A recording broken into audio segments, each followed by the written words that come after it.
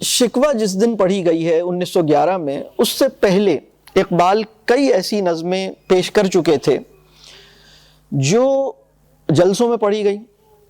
انجمن حمایت اسلام، ایک مطلب مسلمانوں کی امداد کے لیے کچھ جلسے ہوتے تھے، وہاں ان کے لیے فنڈ بھی جمع ہوتا تھا، اجتماعی ذمہ داریوں کی طرف متوجہ کرنے کے لیے لوگ مطلب سب جمع ہوتے تھے. تو اقبال جیسے، اگر ہم ماڈرن اصطلاح میں کہیں تو فنڈ ریزنگ ایونٹ، لیکن یہ جیسے عجیب سی بات لگتی ہے تو میں بس یوں کہیں کہ ایک مسلمانوں کا ایک جلسہ ہوتا تھا، مسلمان اس میں ملی امت کے درد اور امت کی احساس کے ساتھ جمع ہوتے تھے، اور اس میں جیسے ہمارے بڑے امت کے بڑے معاملات اور مسائل اور ان کے لیے جو ضروری امداد چاہیے اس کو جیسے جمع کیا جاتا تھا.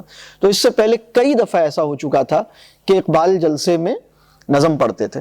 اب اقبال کی نظموں میں نا، ایک تو اقبال کے کلام کی بناوٹ ایسی ہے کہ اس کا آہنگ بہت بلند ہے. آہنگ بلند ہونے کا مطلب کیا ہوتا ہے؟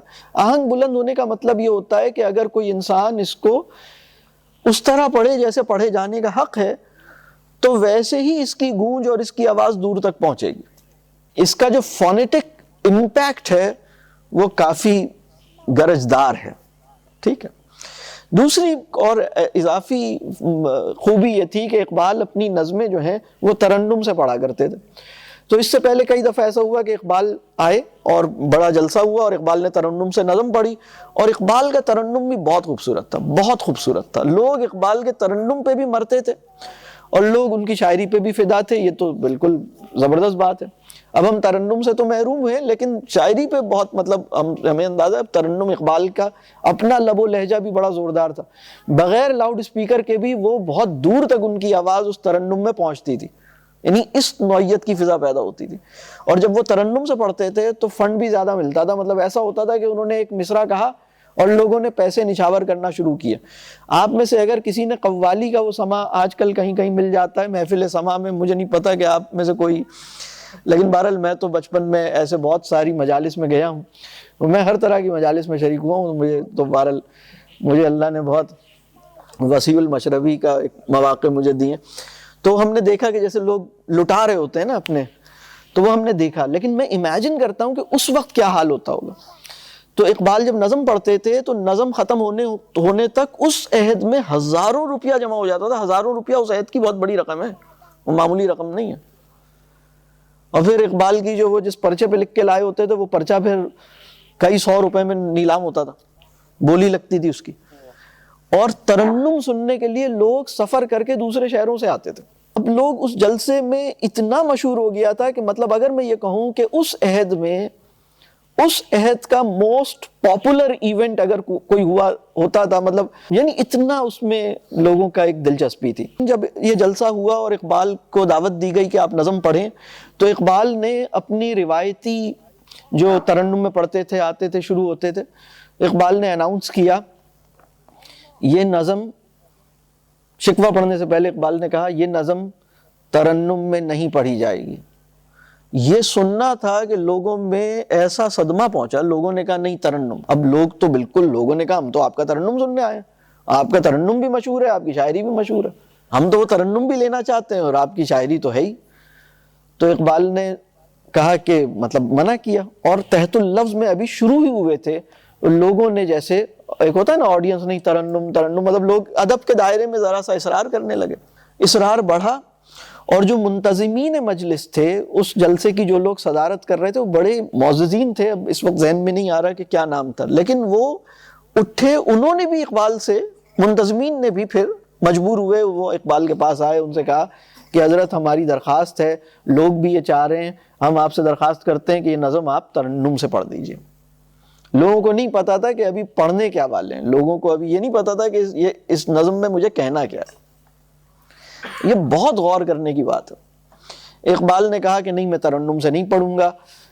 منتظمین میں سے غالباً ایک کے بعد 2 لوگ آئے اور انہوں نے اقبال سے آ کے اس کی جیسے درخواست کی. لوگ، اچھا اب آپ سوچئے کہ ہماری تہذیبی روایت کیا ہے، اگر کوئی بڑا کسی چیز کی درخواست کرے تو آپ منع نہیں کر، مطلب ہماری تہذیبی روایت یہ ہے کہ کوئی بڑا اگر کہہ دے تو پھر مطلب آپ کو کرنا ہوتا ہے. اقبال اسی روایت کے آدمی ہیں، یعنی اقبال کوئی ایسے آج کے ماڈرن آدمی نہیں ہے، وہ ساری روایت کے اندر کھڑے ہیں. اور مجمع بھی اصرار کر رہا ہے۔ اقبال نے کہا نہیں۔ پھر اقبال تھوڑا سا مطلب یعنی ذرا سختی سے انہوں نے پھر ایک بات کہی، انہوں نے کہا میں شاعر ہوں، میں جانتا ہوں کہ کس کلام کو کیسے پڑھا جائے، یہ فیصلہ میں کروں گا۔ یعنی پھر انہوں نے اپنا ایک استحقاق استعمال کیا اور اس کا اظہار کیا کہ یہ میرا استحقاق ہے کہ یہ فیصلہ میں کروں کہ اسے کیسے پڑھا جائے، یہ نظم ترنم سے نہیں پڑھی جائے گی۔ یعنی اتنے اصرار کے باوجود ترنم سے نہیں پڑھی گئی۔ اب آپ سوچئے کتنا دکھ ہوتا ہے جب مطلب کوئی اچھل کود کر کے، جیسے اب میں جو پہلا شعر ہے نا، کیوں ضیاء کار بنوں سود فراموش رہوں، اب آپ سوچئے کہ اگر کوئی ناچنے والا، اچھل کود کرنے والا، اور ایک ایسے یعنی اس ساز کے ساتھ جس کے اندر جوائے، اگر تمہیں موسیقی ہی چاہیے تو کوئی ایسے، یہ تم مرثیے کے اوپر یہ والی انسٹرومنٹ، نہ وہ کلام سمجھتا ہے نہ وہ اس کی ٹون سمجھتا ہے، یعنی مرثیے کو ڈسکو بنا کے تم پیش کر رہے ہو۔ مرثیے کے اندر بالفرض اگر مرثیے کے ساتھ تم موسیقی کو کے شیدائی ہو تو ترنم میں بھی جو ادب چاہیے تم اس سے محروم ہو۔ اس وقت اتنا دکھ ہوتا ہے جو شکوہ جس طرح سے پڑھا گیا ہے، ایسا لگتا ہے جیسے ڈسکو، تھرکنے لگتے ہیں لوگ، شکوے کے اوپر تھرک رہے ہیں، ناچ رہے ہیں، اچھل رہے ہیں، چھلانگے مار رہے ہیں۔ اس سے جیسے پتہ لگتا ہے ایک چیز کہلاتی ہے کہ کوئی بڑا کلام حلق سے بھی پیدا ہو سکتا ہے اور اپنے دل سے بھی پیدا ہو سکتا ہے۔ یعنی ایک حال ہے، آپ کہیں کہ یہ ایک ہوتا ہے قرآن کا وہ قاری جو صاحب قرآن بھی ہے، یعنی حامل قرآن بھی ہے، صاحب قرآن بھی ہے، قرآن اس کے دل میں ہے اور اب وہ تلاوت کر رہا ہے۔ تو ایک سچویشن یہ ہے۔ دوسری سچویشن یہ کہ وہ تلاوت کر رہا ہے، اس کا دل اس سے خالی ہے۔ لبھاتا ہے دل کو کلام خطیب، لبھاتا ہے دل کو کلام خطیب، مگر لذت شوق سے بے نصیب۔ رسول اللہ صلی اللہ علیہ وسلم نے ایک حدیث میں ایک موقع پہ ایک ارشاد فرمایا، ایک حدیث ہے جس کا مفہوم یہ ہے، اور بڑی سخت بات ہے، اللہ تعالیٰ مجھے اور آپ کو معاف کرے اور ایسا دل عطا کرے، اللہ ہمارے دل کی اصلاح فرمائے۔ بہرحال بہت سخت بات ہے، اللہ تعالیٰ مجھے اور آپ کو معاف کرے، اللہ ہمیں ایسوں میں شمار نہ کرے۔ رسول اللہ صلی اللہ علیہ وسلم کی ایک حدیث کا مفہوم ہے کہ ایک وقت آئے گا، صحابہ سے فرما رہے ہیں، ایک وقت آئے گا کہ مسلمان قرآن پڑھیں گے اور ایسا قرآن پڑھیں گے، اتنی خوبصورت آواز میں قرآن پڑھیں گے، ایسے قرآن پڑھیں گے کہ تم ان کا قرآن سنو گے تو تم متاثر ہو جاؤ گے،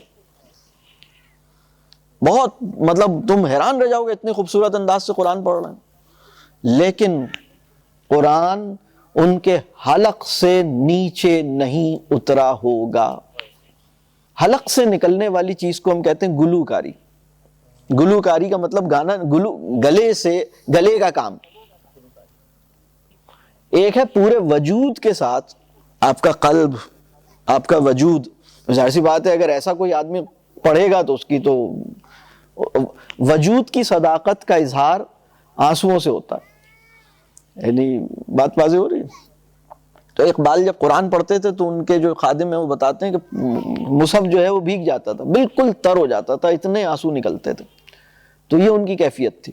اب ایسا آدمی جو عاشق رسول صلی اللہ علیہ وسلم ہو، قرآن سے اتنی محبت کرتا ہو، اب وہ شکوہ پڑھنے جا رہا ہے تو اس نے تو یہ نہیں سوچا کہ میں اسے گا کے، ناچ کے، تھرک کے پڑھوں گا، لیکن اب جو لوگ ناچتے گاتے ہوئے شکوہ پڑھ رہے ہیں تو ان کو محسوس ہوتا ہے جیسے یہ انہیں پتہ ہی نہیں ہے کہ کس درد کے ساتھ یہ بات کہی گئی ہے، تمہیں کچھ سمجھ ہے تمہیں کہ تم کر کیا رہے ہو۔ تو یہ جیسے اقبال کی بھی توہین ہے، اور یہ جو اللہ کے حضور اقبال نے شکایت پیش کرنی ہے، یہ اقبال کی اپنی شکایت نہیں ہے۔ یعنی میں اس کو یہ کہتا ہوں کہ شکوہ اقبال کا اجتہاد ہے، یعنی یہ بھی ایک اجتہاد ہے نا، اجتہادی مسئلہ ہے نا۔ اگر امت اس حال کو پہنچی ہوئی ہو کہ ناشکری، بے یقینی، پست ہمتی، خدا سے دوری کا یہ عالم ہو، تو ان کو ایک لائف سیونگ ڈرگ لگانے کے لیے اگر مجھے اللہ کے حضور ان کا ترجمان بن کر ان کی شکایت کو، ان کے دل میں چھپے ہوئے جو بیزاری اور شکایتی لہجہ ہے اس کو مطلب میں بیان کر دوں، اور اس میں اگر کلام گستاخانہ بھی ہوتا ہے تو میں اس سے دریغ نہ کروں، یہ ایک اجتہاد ہے اقبال کا۔ لیکن یہ اجتہاد جس اخلاص کے ساتھ ہو رہا ہے، اور یہ اجتہاد اور یہ واقعہ، یہ گستاخی جو اللہ کے حضور یہ کرنے جا رہے ہیں، شکایت پیش کرنے جا رہے ہیں اللہ کے حضور، اس کے جو مسلم امہ پہ اثرات پیدا ہوئے وہ اس بات کا فیصلہ کر رہے ہیں کہ یہ بہرحال اجتہاد نافع تھا۔ بات واضح ہو رہی ہے؟ تو اقبال نے تو ترنم کے ساتھ نہیں پڑھا۔ ترنم کا ایک مطلب یہ بھی ہے کہ کیا بہت خوش ہیں آپ؟ تو خوشی تو نہیں ہو رہی نا، اقبال تو غم سے بھرے ہوئے ہیں۔ یہ بہت اہم بات ہے، اور یہ آپ دیکھیے اس وقت شکوہ سرچ کیجئے، اچھل کود ہو رہی ہے، حتیٰ کہ جو اس میں میوزک ہے، یعنی اگر آپ منکر میوزک نہیں بھی ہیں یا ہیں، یہ تو آپ کا الگ معاملہ ہے، لیکن اگر بالفرض کوئی موسیقی کی سمجھ رکھتا ہے تو وہ کہے گا بھائی مرثیے کے ساتھ ایسا میوزک تو نہیں ڈالو یار، یہ کوئی ناچ گانے، کوئی یہ بات کیا ہو رہی ہے، تم میوزک کون سا ڈال رہے ہو یار۔ اگر کسی نے اپنے والد صاحب کی وفات پہ میوزک لگانا ہو تو وہ ڈسکو تو نہیں لگائے گا نا، کم از کم وہ بالکل ہی ایسا لگائے گا کہ جس میں رونا آ جائے نا۔ کیا خیال؟